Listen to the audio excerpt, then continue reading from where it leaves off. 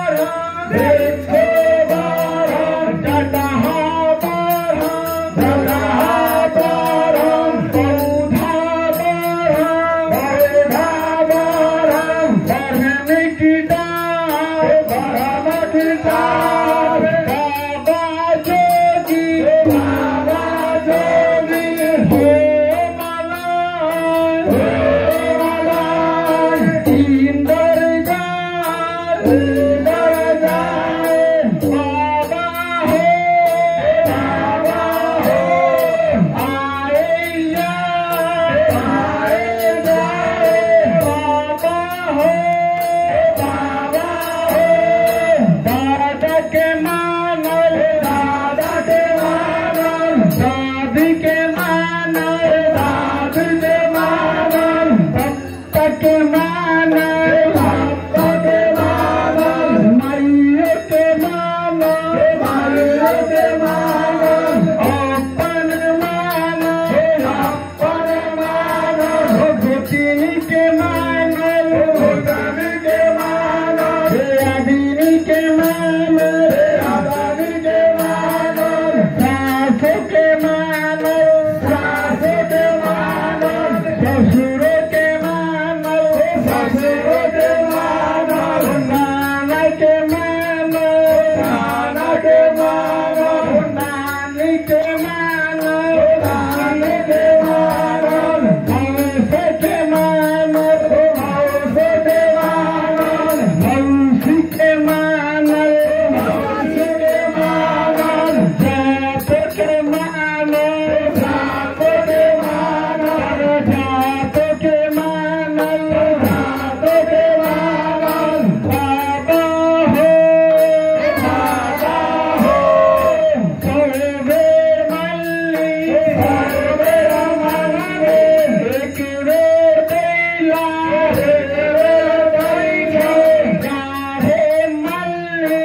गाहे मल्ली धीरे दैला धीरे दैला बाबा हो बौधा घोड़ा बौधा घोड़ा बौधा से बौधा से हमारा जाने हमारा जाने पोथी पुराण पंडित जी के पंडित जी के पोथी से माली के बारी से मोली के तानों से वाई के कानों से मार के हवा से सेवक के वारी पर आएला देखैया बाबा हो हमरा जाने तू बाबा हो राम ठाकुर देनी राम जूहर बाबा मखनी बाबा राहे बाबा जेतुल बाबा बाबा अमर सिंह हारी गया ना मखनी बाबा माही बंधी धोखा बंधु बाबा हो बाबा अमर सिंह